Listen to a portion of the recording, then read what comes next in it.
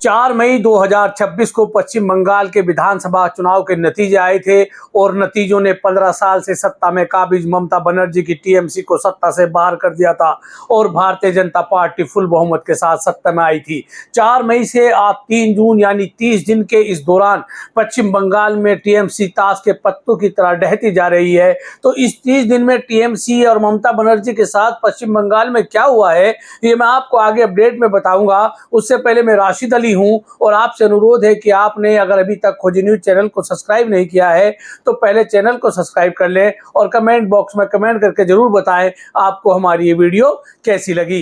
दरअसल ममता दीदी के नाम से मशहूर ममता बनर्जी 15 साल तक पश्चिम बंगाल की मुख्यमंत्री के रूप में काम करती रही, लेकिन जब साल 2026 के चुनाव आया तब ममता बनर्जी और भारतीय जनता पार्टी में सीधी टक्कर हुई। भारतीय जनता पार्टी में प्रधानमंत्री नरेंद्र मोदी से लेकर अमित शाह तक तमाम लोग मोर्चा संभाले रहे और जब 4 मई को बंगाल में नतीजे आए तो पश्चिम बंगाल में 15 साल से सत्ता में काबिज ममता बनर्जी बाहर हो चुकी थी और पश्चिम बंगाल में भारतीय जनता पार्टी को प्रचंड बहुमत मिल चुका था। बहुमत मिलने के बाद पश्चिम बंगाल में शुभेंदु अधिकारी को मुख्यमंत्री चुना गया।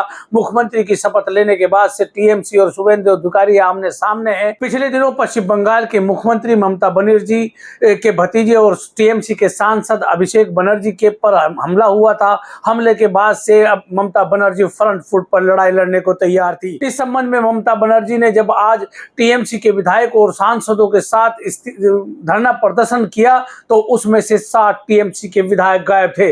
तब से ये अंदाजा लगाया जा रहा था कि टीएमसी में सब कुछ ठीक नहीं चल रहा है। दरअसल सत्ता से बाहर होने के बाद ममता बनर्जी ने 2 नेताओं को पार्टी से बाहर का रास्ता दिखाया था, जिसमें ऋतुभर्त बनर्जी भी शामिल थे। दरअसल असली विवाद की शुरुआत हुई जब टीएमसी ने नेता प्रतिपक्ष के लिए शोभन देव चट्टोपाध्याय को चुन लिया गया। इसके बाद से टीएमसी में नाराजगी हो गई। इसके साथ ही ममता बनर्जी ने ऋतुभर्त बनर्जी और कई विधायकों को पार्टी से बाहर का रास्ता दिखा दिया और यहीं से टीएमसी में नाराजगी लगातार बढ़ती चली गई। दरअसल टीएमसी में जहां शोभन देव को विपक्ष का नेता बनाने के लिए भी थी, वहीं विधानसभा चुनाव जब चल रहे थे तब आईपीएक कंपनी जो सर्वे कंपनी थी जिसका पश्चिम बंगाल में जो टीएमसी का चुनाव देख रही थी और अभिषेक बनर्जी की मनमर्जी को लेकर भी टीएमसी में कहीं ना कहीं असंतोष था और वो असंतोष तब उभर करके सामने आया जब टीएमसी सत्ता से बाहर हो गई। खैर अब मैं आपको बताता हूं कि जब शोभन देव को नेता प्रतिपक्ष के लिए चुनने की बात आई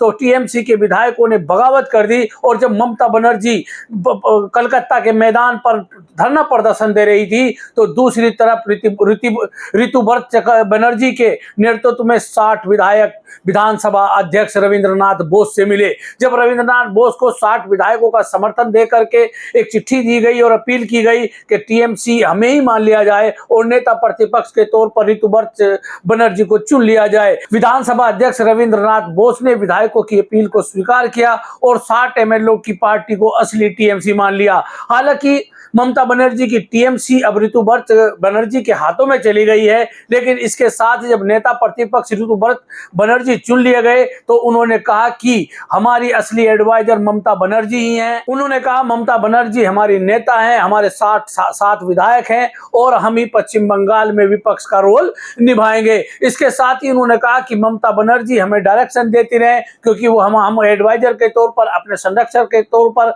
ममता बनर्जी को रखना चाहते हैं। दरअसल ये जो लड़ाई है ये अभिषेक बनर्जी को लेकर लड़ाई है और ये टीएमसी की ये लड़ाई मान लिया 30 दिन में टीएमसी पश्चिम बंगाल में ताश के पत्तों की तरह ढहती हुई दिखाई पड़ रही है। सांसद भी ममता बनर्जी के धरने से गायब थे।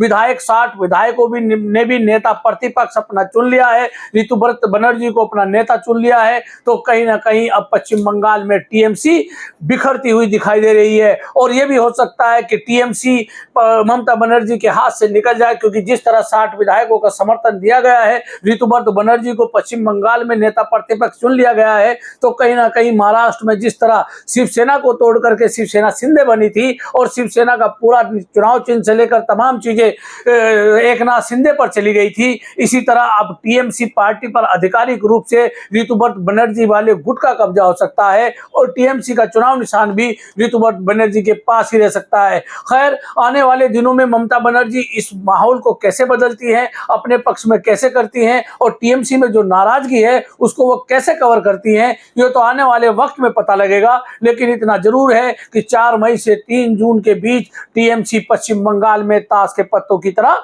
ढह गई है। आपको हमारी ये वीडियो कैसी लगी, जाते जाते कमेंट बॉक्स में कमेंट करके जरूर बताइएगा। धन्यवाद।